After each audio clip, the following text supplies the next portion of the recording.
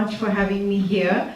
I'm going to speak for about 20 minutes about the archive that I've made. It's a digital archive, and it actually was something just happened spontaneously.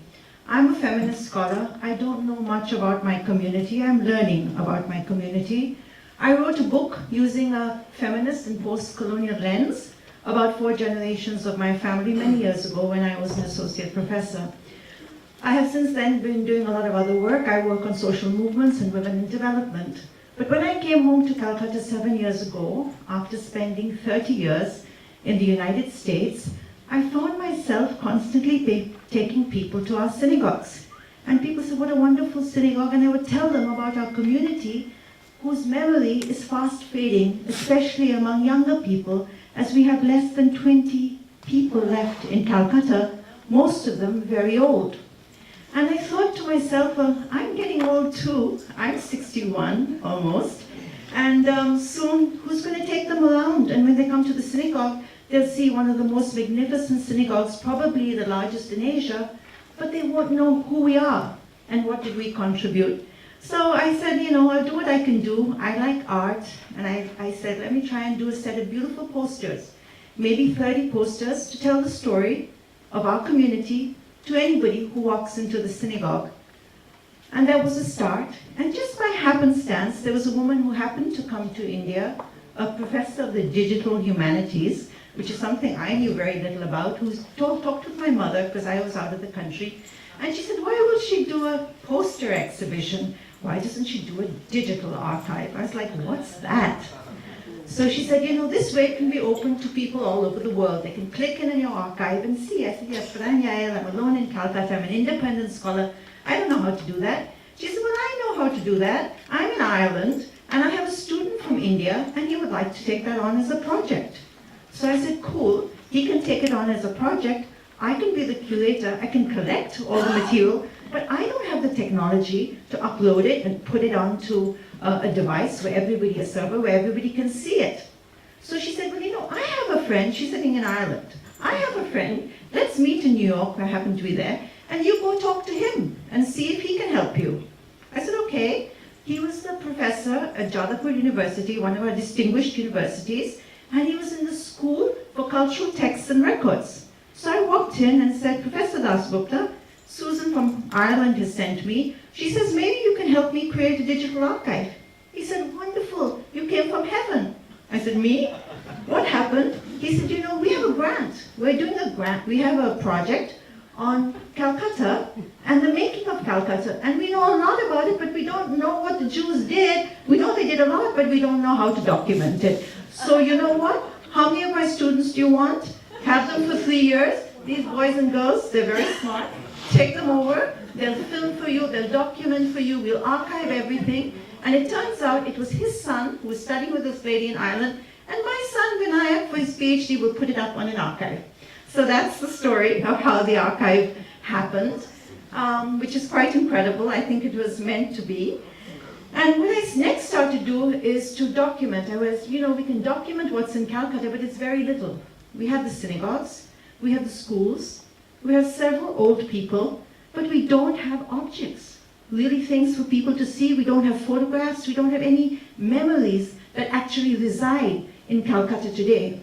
So I have a mother who's 87 years old, her name is Flower Solomon, and she's an amazing lady, and she said, Yael, I'm 87, you know how well I am I do well so well on email. All my friends all over the world, they'll send you stuff, start communicating with them. And I said, great, but that wasn't enough. And I said, no, I have to anchor this collection with some really good collections. So I flew actually to America, talked to Rabbi Maslia, and he gave me a lot of stuff. Ken Robbins gave me a lot of stuff. He's a collector in the United States. Ilana Sondak, who's here, gave me a lot of stuff. Edmund Jonah also gave me a lot of stuff. And like that, I had about 4 major, Anita Blackburn in Los Angeles gave me a lot of stuff. And with that, I said, okay, that's enough. And anybody who else sends stuff is excellent. And for the next 3 years, I got mail from all over the world, people in their 90s, like Shalva said, very enterprising old women, men, who just sent me their memories, their photos, their documents, everything that they had, and I got a lot of stuff. The archive is 700 gigabytes of information, okay? It's been actually featured in Time magazine, and BBC, and New York Times, and everything, so I encourage you to take a look at the archive, because it really is the story of our community. So that will just tell you about how it happened, but I want to tell you about what I learned about this archive. I knew Jewish people growing up. I left Calcutta when I was 17, but I never knew how much our community did. When I was researching my first book, I realized that there were any greats in our community. When I started doing the archive, I tried to look at the people who we don't know much about, especially after the 70s. Very little is written about our community. I tried to document people many of you have not heard of. What I'm going to do today, because the archive is very large, is going to give you a few surprises of people and events that happened in Calcutta in the Baghdadi Jewish community, or because of the Baghdadi Jewish community. So on that, I have 20 exhibits on the archive. There's music, there's chants, there's recipes, there's wedding photos, there's lots of stuff out there, but there's also a film gallery.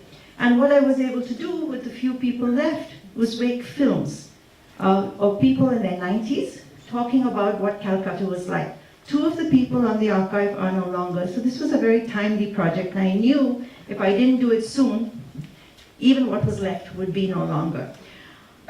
So I'm going to move to notable members of the community. I'm going to start with that. And all of you have spoken about... Okay, so I wanted to talk about people that you probably don't know much about, because what I found out is that whilst Dr. Kumar and Shalva Weil talked about us being an important mercantile community, we were much, much more colorful than that. So I'm going to give you some local color, which I hope you're going to enjoy. I'm going to start with an image over here of a communist magazine in India, and that's Dr. Haskell Cohen, who is the editor of India's communist newspaper. Okay, and he started his life, Dr. Haskell Cohen. Can you see his name there? I'm so sorry. David Cohen. He started his life active in Jewish areas, and he wanted to build a better world.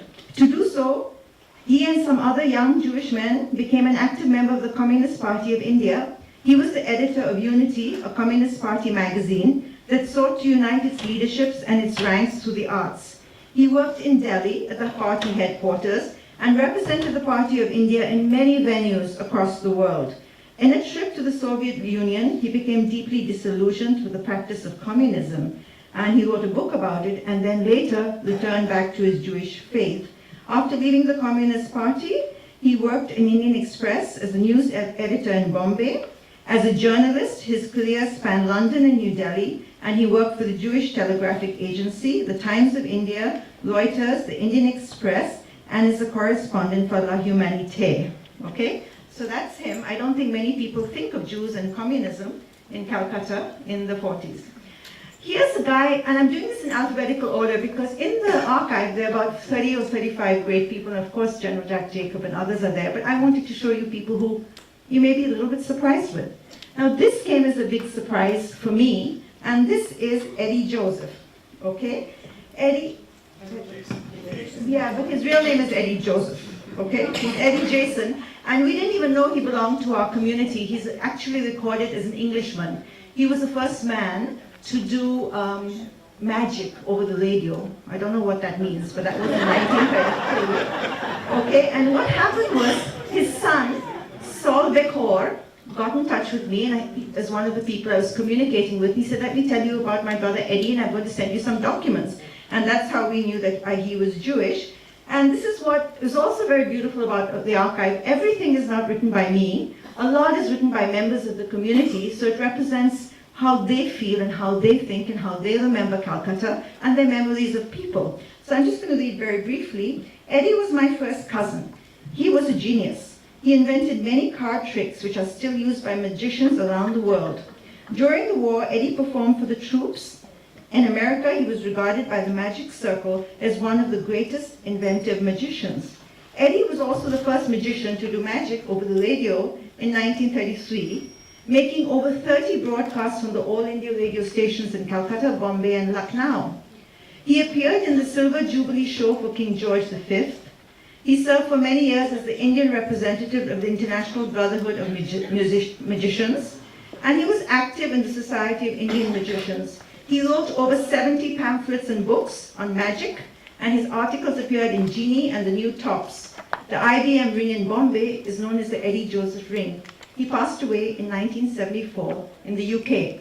Now, of course, I don't just rely on what people say about their brothers and sisters, so I did go to the Wikipedia, and everything is true, except they call him a European. They don't identify him as a Baghdadi Jew. So I thought that was really interesting, because I think he changed his name from Eddie Joseph to Eddie Jason, okay? Okay, now, I'm also someone who really cares about women, as you know, because I'm a feminist. And I was very interested in Regina Guha. Have any of you heard of Regina Guha? She was Hannah Sen's sister. She died very young. And in 1916, she was the first woman to plead to the British courts to allow women to be lawyers.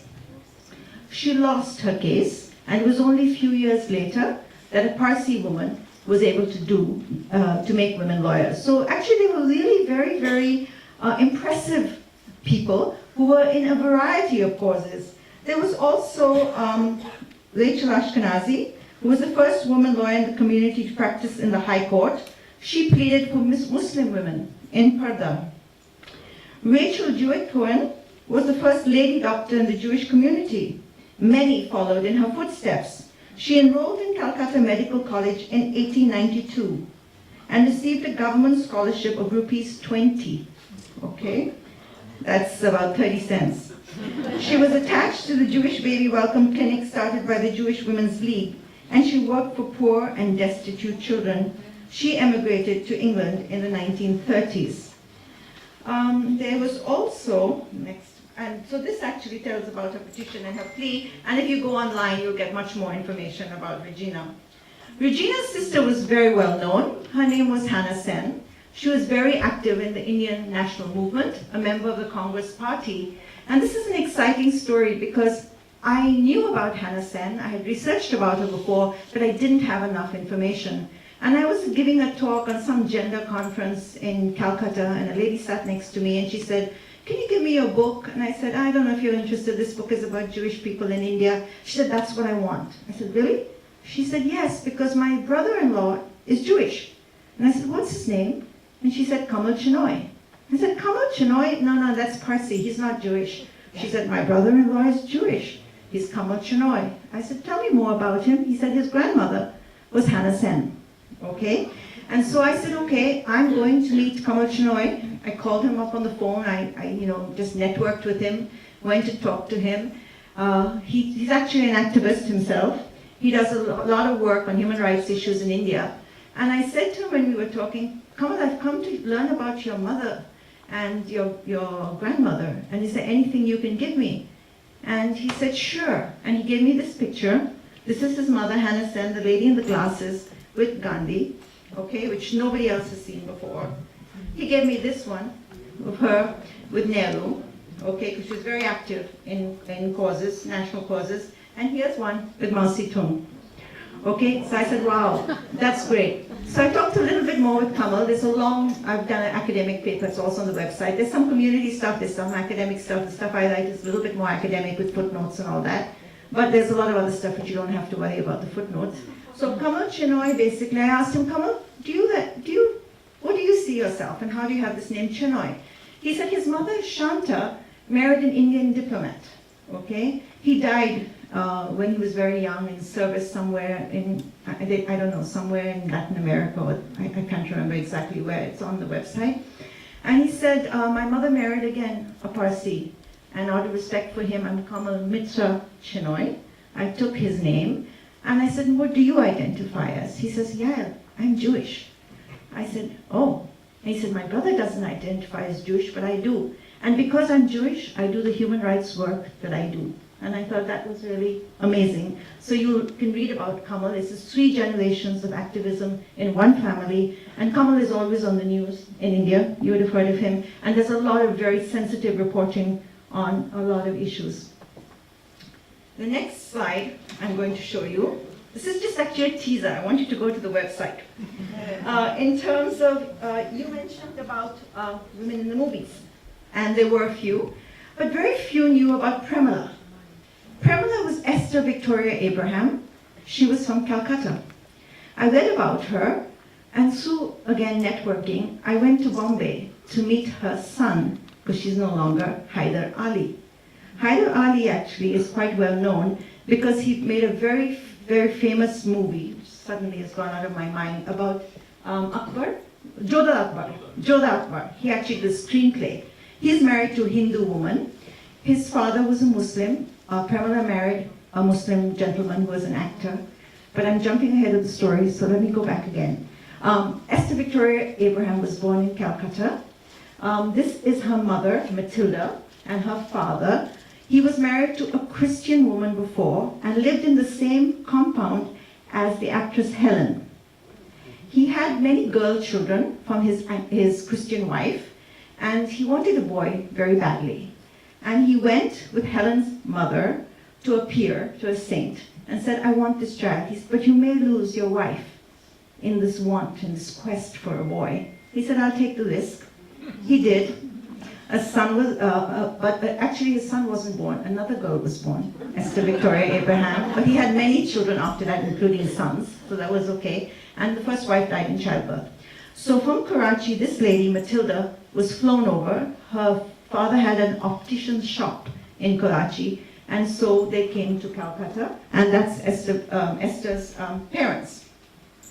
Esther then left with other of her cousins to go to Bombay. She taught at the Jewish girls' school. She was very beautiful, and when she went to Bombay, she went to see a film being produced, and they said, you're so gorgeous, and she became India's first Miss India, 1947. She was the first woman to open her own film company, production company. That's a film production company. She's here. Okay, it's first woman film production company. Later, her husband was actually married. He was a Muslim, so he had a second wife. He moved with his family to Pakistan in the 50s. She said, I'm not going. I'm staying on in India. She brought up her children as Hindus and Muslims, both at the same time. Okay, and they're a very interesting family. I've written about them. I think you'll really, really enjoy learning about this very multicultural family. That's a picture of Premila. She's very stunning. Okay, so that's her. She acted in many, many, many films. And this is her daughter, Naki Jahan, who's now, she was Hindu, she was Muslim and Jewish. Then she married a Hindu, and she's converted to being a Hindu right now. She was Miss India in 1967. That's a picture of her as a model, okay? And her brother, Hyder Ali, is still also in TV shows, and he writes screenplays. So this is a very interesting family, and I hope you'll go and read more about them. And you know what was wonderful about this family? When I went there, they gave me all their family albums. She said, take them. I said, you're going to let me take all of these? She said, sure, yeah, I'm sure you'll send it back. And I made her a CD and sent it back. So they gave me everything that they had. One more minute? Oh, no. Okay, so on this is also many things, including businesses. So I'm talking about small businesses in Calcutta, and I'm leaving it. I'm going to, one more minute, I'm going to show you one more slide. Who do you think that is? Che Guevara? Now, somebody sent me, Anita Blackman, sent me her photographs of her father, David Mordecai, who was one of the first commercial photographers of Calcutta. And she didn't identify this photo, and I said, that's Che Guevara. She said, who? I said, that's Che Guevara. She said, I said, what's he doing? Here he's in Agarpara, in the jute factory, looking at the jute. And I didn't even know he came to Calcutta. So again, I did a lot of research, and I found out he did come, and he wrote a small thing, which is on the website, of his impressions of Calcutta in the 1950s. So that's an amazing photo. She says I have one more minute, so I'm going to just tell you one last thing. And this is another building which I found by chance. It's the Sri Aurobindo Ashram. It's not far from my home. I was over here, and I often go to meditate here. And when I was outside the building, it said Sri Aurobindo was born here. And I said, you know, this just doesn't look like a Bengali home to me. So I went to the computer and I Googled and I checked it out, and it turned out it was the home of Sir David Ezra. But his father was a magistrate, and he happened to be born over here. Sri Aurobindo is one of the founding fathers of our national movement, a spiritual leader. He was born in this Jewish home, and then he worked with a mother who was an Egyptian Turkish Jew from Pondicherry. And he has a picture of Sri Aurobindo and the ashram in this home. I don't have more time. I wanted to tell you many more things. I have some more stuff on the warriors. Ilana is here. She shared me wonderful diaries of Jews during the different period. There's a picture of Census Uncle Jackie. That's my uncle. He sent me this photo here when he was very young. I don't know if any of you have seen this photo of him. This is General Jacob. He sent me that before he left. And there's a lot about him as well as the funeral. So since I have no time, I can't tell you more, but I hope it will at least encourage you to go to the website. Thank you.